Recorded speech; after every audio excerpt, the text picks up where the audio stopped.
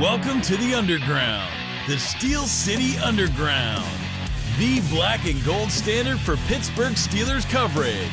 Now, here's your host, Joe Kuzma. Hello, everyone, and welcome to another edition of the Steel City Underground podcast. My name is Joe Kuzma, and today we have a special guest joining us from the Bleav in Jaguars podcast, covering the Jacksonville Jaguars, who coincidentally happen to be this Sunday's opponent for the Pittsburgh Steelers over at Acrisure Stadium in Pittsburgh. Introducing one, Justin Dunk. Justin, how's it going? Doing well, man. Thanks for having me on, buddy. Yeah, absolutely. Well, I guess, you know what? We sometimes have, I don't want to say the enemy because there isn't like a whole lot of history, I guess, with the Jaguars and the Steelers. Maybe just a tad bit where there's some sour grapes in the playoffs, a couple games like that, going back to the start of Mike Tomlin's tenure even. But just overall, your impressions thus far for the Jaguars season, currently at 5-2, about what you expected. Are you disappointed they're not 7-0, or did you have them somewhere else?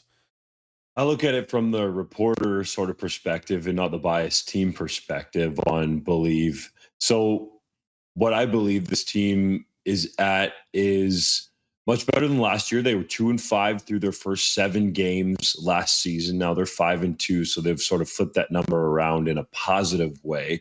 I think a lot of people around Jacksonville and who are fans of the team are happy with that record. That said, I think the one blemish so far was the loss of the Houston Texans. Rookie quarterback CJ Stroud played very well in that game. There were some blown coverages, and I got a little bit of the fan base worried, but they've gone out and won some key games, 4 games in a row. The winning streak is going in 19 days. 2 of those happened over in London, beating Atlanta and then the Bills.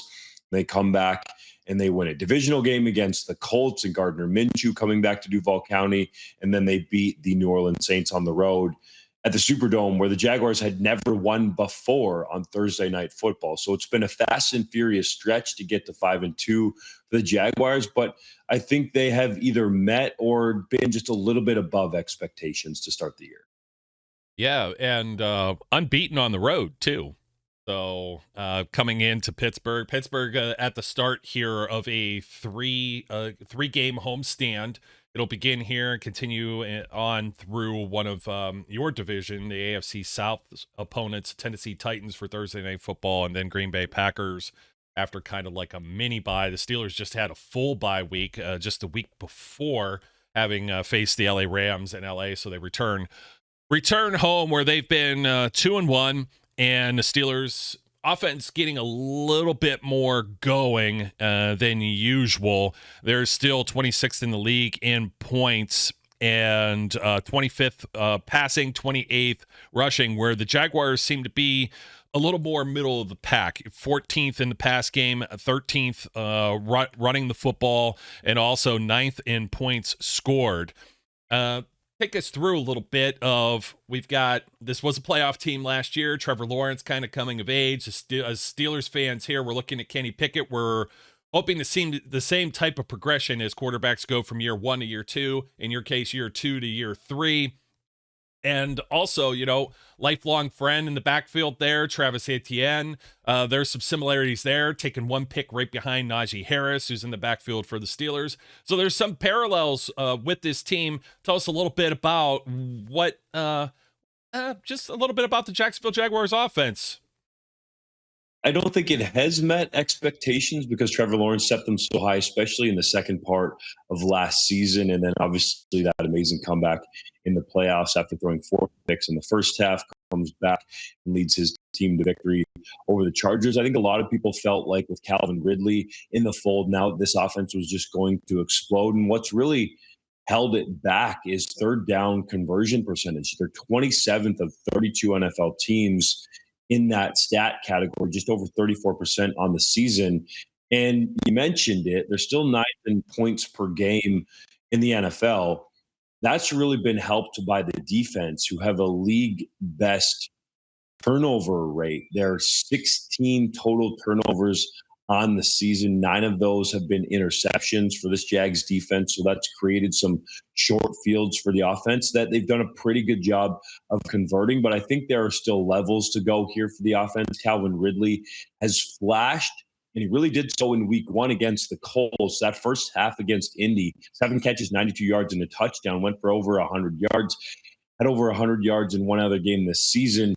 But he's drawn the attention of defenses. I'm sure it will be the same thing with the Steelers on Sunday. So that's opened up other playmakers to have their opportunities. Zay Jones has had a couple of unbelievable touchdown catches, but he's been in and out of the lineup with a knee injury. Christian Kirk, that game-winning touchdown against the Saints where he almost touched 20 miles per hour running that thing down the field there at the Superdome to give the Jags the win. So Kirk has been really good. Evan Engram has been a safety net. And I think even more than that, for Lawrence, Ingram is right up there among all NFL tight ends in receptions, yards, and he actually leads all NFL tight ends in yards after catch. So he's been dynamic and under the radar. You mentioned Travis Etienne Jr. there. This guy's been having a great season. He's got 6 touchdowns in his last 3 games, 7 on the season. The first Jaguars running back in team history to have multiple touchdowns in 3 straight games. So he's been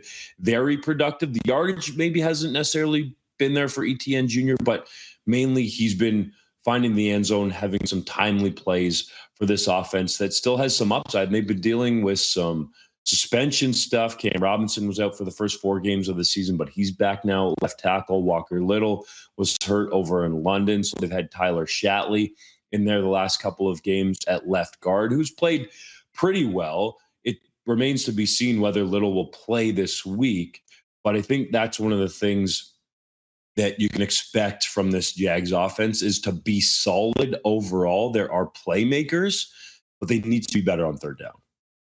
Yeah, a lot there. I was going to ask you what's going on with Calvin Ridley. A lot of people in fantasy football, not myself. He was drafted a lot higher with a lot higher expectations. I couldn't sniff him. I had like picked 9 or 10 out of a 10-team league. So like when it snakes around, I get stuck all the time. But it would appear, Christian Kirk was the guy who landed the big contract last year. He's done it extremely well. Zay Jones, who you've mentioned, we only have the 1 day of practice updates, right? I didn't actually pull up it'd be a good time to pull up the injury report here in a second. But yeah, Zay Jones is another big target. Travis Etienne, I'm sure you're aware, if he does this again with a pair of rushing touchdowns this week, he will have been the first NFL running back to do so since LaDainian Tomlinson. So that's fairly impressive. I know a lot of folks will sit on our side and say, well, Steelers drafted the wrong running back or, some kind of nonsense like that. But I think it's all situation and opportunity. We'll see if the Steelers can get anything going offensively. But I want to stick right now still with the Jaguars on offense. Anton Harrison, that's someone that we talked about a lot in the draft process as potentially being in a Steelers uniform. Of course, the Steelers opted for Broderick Jones, who didn't end up playing last week in lieu of Dan Moore. But when the Jaguars have the football, I just I'm curious as to your perspective. Who scares you the most on the Steelers defense? Because I think that'll be the primary matchup. It's no secret that the Steelers have kind of crawled their way to 4 wins, primarily by being a strong defensive team. Definitely. I mean, that's where they've made their living under Mike Tomlin for the most part in his reign as head coach. And I mean, the guy that scares you the most has to be TJ Watt, right? If the Steelers can get Watt matched up on Anton Harrison, that is a nightmarish matchup potentially for the Jags. Harrison has gotten better as the season has gone along, but Chris Jones, the outstanding pass rusher for the Kansas City Chiefs, exposed him in that matchup earlier this season. But Jones came out and said after he felt like Harrison has a lot of upside. He didn't want people to be too harsh on him. So I think that's the matchup that if you're a Jaguars supporter, you're looking at and saying, like, we don't want to see Watt on Harrison. It's likely going to happen because the Steelers are going to scheme up ways to get that favorable matchup. They're really good at doing that. But that is the one I think that has Jaguars fans up at night.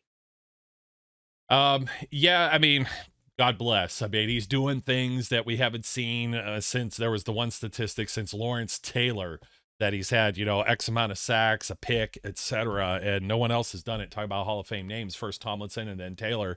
So extra special players on both sides of the ball.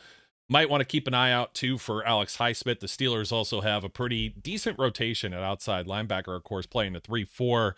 Nick Herbig, rookie out of Wisconsin, got his first sack last week. He really wasn't touched at all, but that's the kind of player that recognizes right away. He was, it's a shark with blood in the water, especially with like rookies, and you're playing behind two guys that have big multi-million-dollar contracts. When you get your chance, you're going to try and get your chance, and he's pretty hungry, too. So Steelers secondary might have their hands full, though. On the Pittsburgh side, they're still trying to figure this thing out, Justin. As far as the secondary, it looks like they're trying to, maybe they were kind of weaning away from Levi Wallace as like their corner two. Patrick Peterson was brought in, but we had said here that you can't have a bunch of just corner twos and threes. There was no corner one. Well, they drafted Joey Porter Jr. He played a career high amount of plays last week against the Rams. We might expect to see that to continue. But primarily, the way the Steelers usually operate and the way they had since Joe Hayden was here several years ago is that the corners usually stay. They don't necessarily roam from side to side. And we'll see if that changes, because when they kind of moved away from Wallace second half, especially with the Rams, he still played a healthy amount of snaps, but they got James Pierre in there, who I'm not very confident. It's still an undrafted guy, morely a special teamer. He's like the fourth or fifth guy deep on the bench. They're moving Peterson around much in the same way. Mike Tomlin even said he's Cam Sutton, who they lost in free agency to the Lions. And for us Steeler fans, maybe for Jaguars fans who are tuning into this, that means he kind of plays everywhere. He might be playing as a nickel, or covering the slot. He might be playing as a dime backer over top of tight ends. He might even just float back into like a safety role, where the Steelers are kind of heavy, oftentimes with playing three safety looks. So with that in mind, Travis, I should say that the Steelers defensively still give up they are 25th defensively against the pass and 28th against the run. They're still giving up a lot of yards, but they are second in the league taking the ball away. They are a +6 takeaway differential. Any other thoughts, perhaps, like as to Micah Fitzpatrick? Can you foresee something in this game where maybe Trevor Lawrence exploits one of the corners, maybe the rookie Porter Jr., or now I don't want to say old man, because I'm older than Patrick Peterson, but just a tinge now, you know what I mean? But totally, when you're in your 30s, it's not the same when you're playing the skilled positions. But are they going to try and I guess what I wanted to see was the matchup. Like, I feel like Calvin Ridley might be, like, I was joking about fantasy stats, but he's still not an afterthought in this offense. So do they try and feed him the ball, or do they kind of go to the old reliable and then see, or is this because other teams are taking away or focusing too much on Ridley? Or how do you see this kind of playing out with the Jaguars passing game? That's what's happened, especially since that explosion in week one. And yes, there was that one other 100-yard performance that Lee has had, but he's seeing a lot of increased attention from defenses, a lot of bracketing, some inverted coverage. Doug Peterson was talking about some cloud coverage, safety over the top, kind of the usual stuff you'd expect a number one receiver to see. So they're not necessarily force feeding him the football because they have these other weapons. Big Jones has not been healthy, but even still, Christian Kirk has done damage. Evan Engram has done damage. Travis Etienne Jr. has been solid out of the backfield. But when you put Zay Jones back into the lineup, which there might be a chance of this week, we'll see how he progresses in practice. And that can be a dynamic receiving core with those three guys on the field. And I think that's when this Jaguars offense is at its best, when Jones has been on the field. Trevor Lawrence is not going to force the football. He's taking care of it relatively well. The Jags have not turned the football over in the form of fumbles or interceptions very much this season. Peterson has been aggressive going for it on fourth down. So that's one thing that the Steelers are going to have to be aware of. I'm sure they're going to see it on tape and see the stuff that they like to do. But really, Lawrence has been pretty good at going through his progressions and not forcing the football. taking what's there. I know it's cliche. I hate cliches, but that's how he's played. For example, against the Saints, he's wearing a left knee brace on that knee that a lot of people were worried about after he was taken down in the Colts game the Sunday before.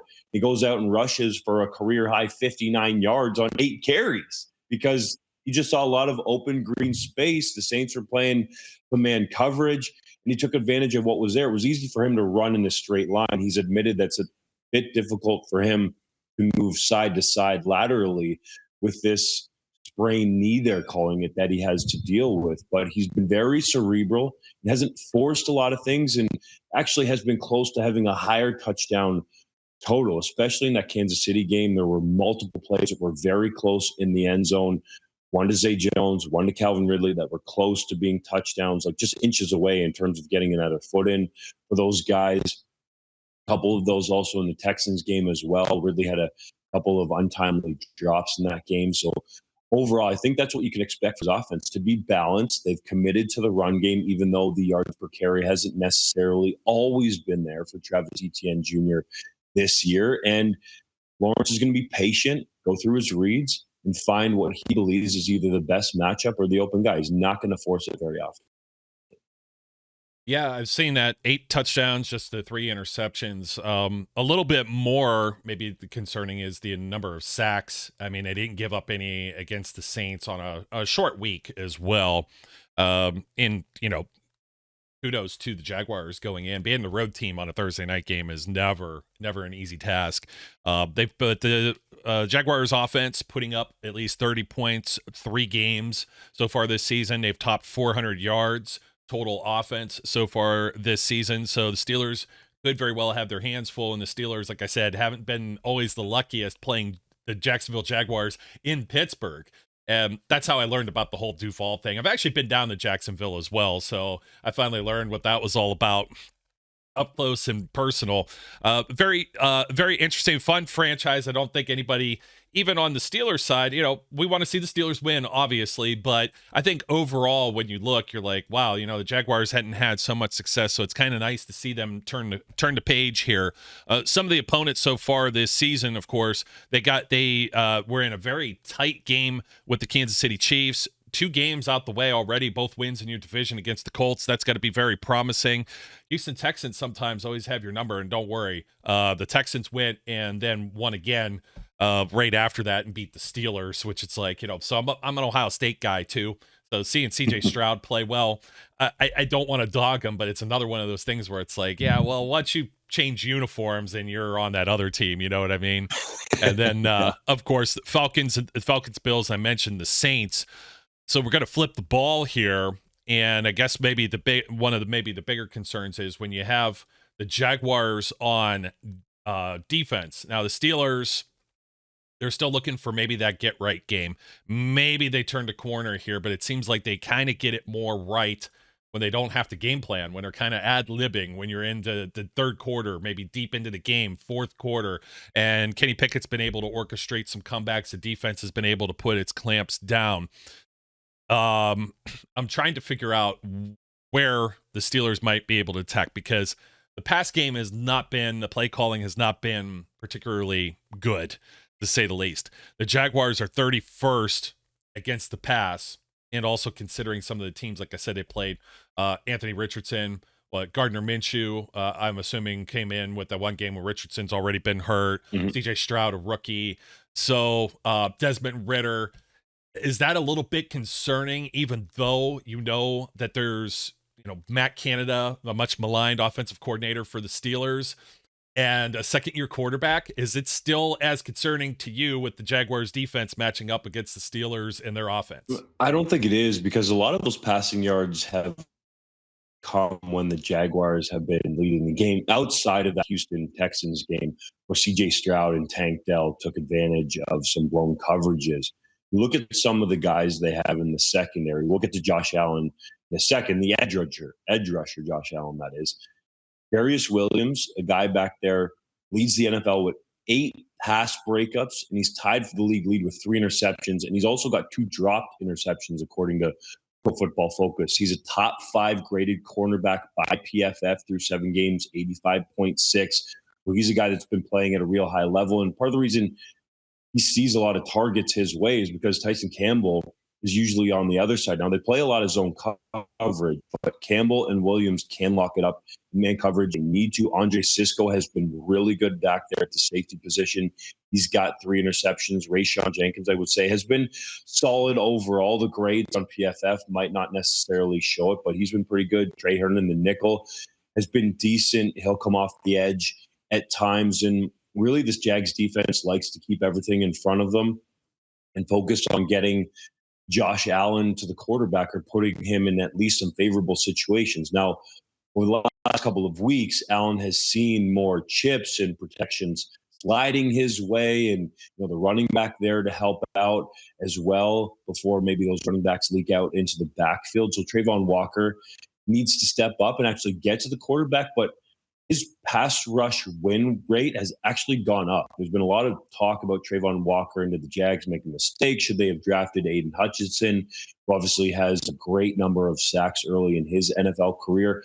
Walker is a beast against the run. He's a game changer in that respect. He just hasn't gotten the quarterback to the turf. I think he's helped out pressure the quarterback, though. And you look in the middle, Oye Oluokun is, again, among the league leaders in tackles, has led the NFL in tackles the last couple of years, an underrated guy, scored his first career NFL touchdown in New Orleans, a pick 6 that helped the Jags get a win there at the Superdome. So there's not necessarily a lot of holes in this Jags defense. You got Devin Lloyd out there playing with a cast on one of his hands because he had thumb surgery and some screws put in there, but he's back in action. He's a young up-and-coming player who's played at a really high level, got into it with Travis Kelce in their game in Duval County when they largely shut Kelce down. He had a touchdown in that game, but if I remember, it was only 4 catches for something like 26 yards, I think, for Kelce on the day. So defense is really good, young, fast, I would say up-and-coming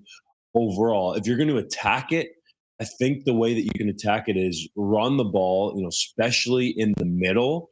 And I think you got to make sure that you slow down Josh Allen. If you can block up Josh Allen, then there's a chance to be able to beat some of these defensive backs down the field. You're probably fortunate that the Taylor Swift thing didn't happen during that, because the guy's been playing. It's funny, they throw up like the statistics. He's been playing out of his mind. It was 4 receptions on 9 targets for only 26 yards. Did have a touchdown. You probably don't have to worry about a whole lot of that with the Pittsburgh Steelers. Pat Freiermuth, I'm not even sure that we mentioned this on our show, but he was about to come return back. He wasn't placed on injured reserve just yet.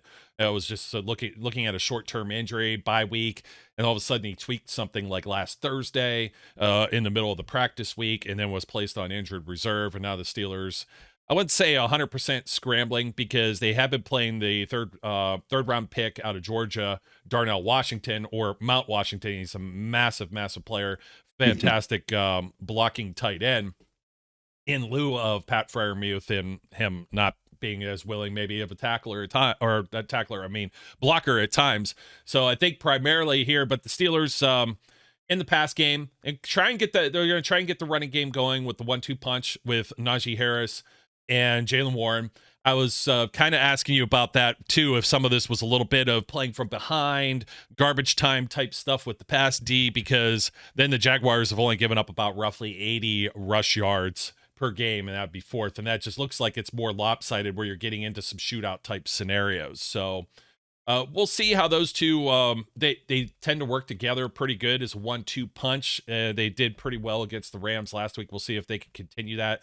But I think your primary focus and concern, Deontay Johnson's now back. That's going to open up some things for George Pickens, who now has 3 100-yard or more receiving performances, even in this kind of poor offense. And only one player, one time last year for the Steelers, had a 100-yard receiving game, and that was George Pickens too. So he owns all of them in the last 2 years. So just I guess a couple of quick thoughts on that, because that's pretty much the biggest highlight or kind of bright spot that we have to focus on as Steelers fans. Definitely. I think there's a case to be made there that those guys could do some damage against the Jaguars, especially considering it's no certainty that Campbell's going to play at cornerback. Last week against the Saints, it was Monteric Buster Brown who started and looked pretty good, had a key pass deflection at the end of the game on 4th and goal against Chris Olave to seal it for the Jaguars in the win, but he's still a young player, and we know that Pickens has that upside, that explosiveness, and Deontay Johnson has been a guy that's been ultra productive for the Steelers for a number of years. So those are two dudes that the Jags defense needs to focus on, try to get physical with if they can. Campbell, if he does play and come back from this hamstring issue that he has been dealing with, will get up and press you a little bit.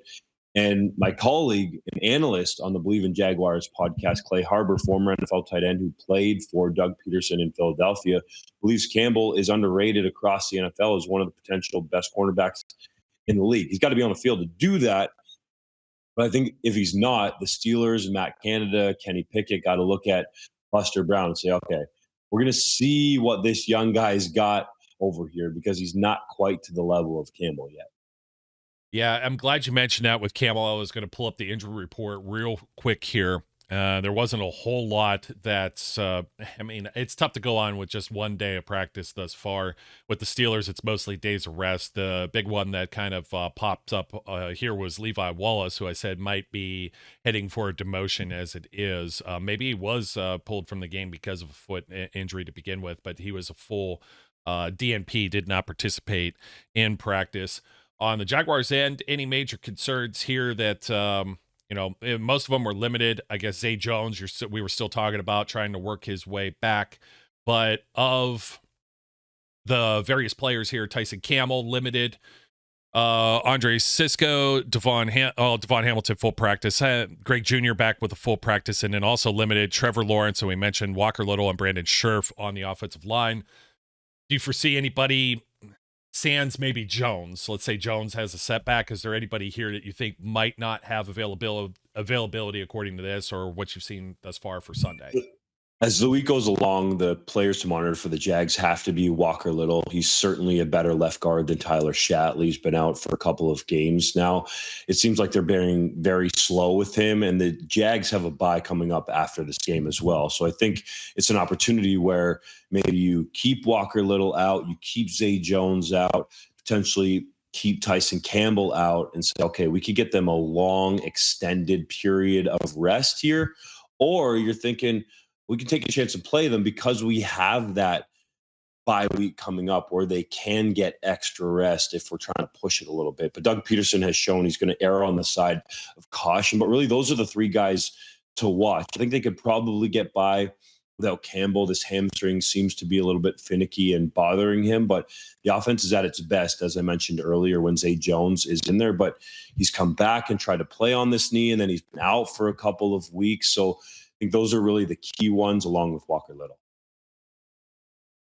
Caught me on a coffee break. We've had those little things in between, when you can like sneak around. But anyways, thank you for all of the insight. And you may not be familiar with this, but we call like the folks who stick around to the end of the show like our 2%ers. It's like, because at this point I saw like a tutorial or something ages ago, a YouTube tutorial where the guy's like, okay, now the 16% of you that are left, and by the time you got to the end, it was like a 5-minute clip showing you how to do something on, I don't know, in Photoshop or who knows what, right? Coding or whatever.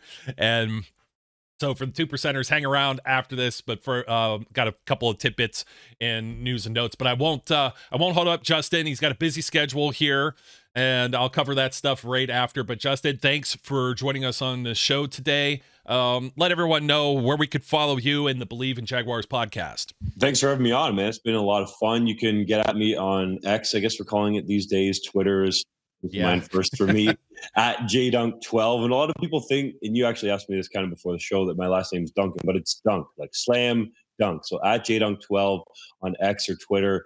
And then Google the Bleav in Jaguars podcast. It'll come up. My guy, Clay Harbor, the analyst on there, is really good, has a unique perspective because he played for Peterson. So he's told some interesting stories behind the scenes about what Dougie P is like and then what it was like for him to go over to London with the Jaguars. They had 2 games over there already this season. So lots of cool stuff there.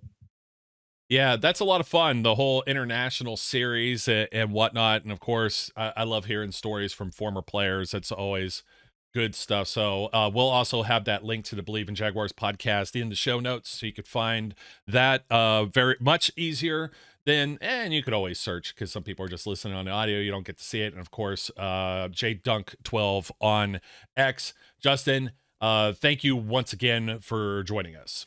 Other news and notes and tidbits to catch up on, just the usual. I didn't want to bore Justin with some of the things that he already knows, but of course the game is Sunday, October 29th. It's a 1 o'clock game. It's in the CBS early window, which means everybody that's in red, which is damn near the entire United States of America if you're seeing this, with the exception of folks that are pretty much in New York, New England, down in southern Florida where Miami is, and the Dolphins territory, and Tennessee is playing. Oh, who did the Titans have in that early window? The Atlanta Falcons. That's about it. So there's even portions in the South because of the Jacksonville Jaguars. So pretty much everyone, if you're in like anywhere in the Midwest and anywhere like west of the Mississippi, I would even say like Louisiana is about the only place that isn't going to get it. So Texas, Colorado, California, you're going to get the Steelers with the old rabbit ears, or it won't be blacked out on, for the regional broadcast on NFL.com or the Steelers.com apps. You should be able to see it because it will be a local broadcast. So you don't have to go trying to pirate it or spend $400 for NFL Sunday ticket. This game is practically carried everywhere this week. I said it's almost a primetime coverage map, talking to Justin off the air, and he was laughing. He was like, wow. And I'm like, yeah, it's kind of hard to believe. You don't think of like the Steelers are kind of like have been on a downswing.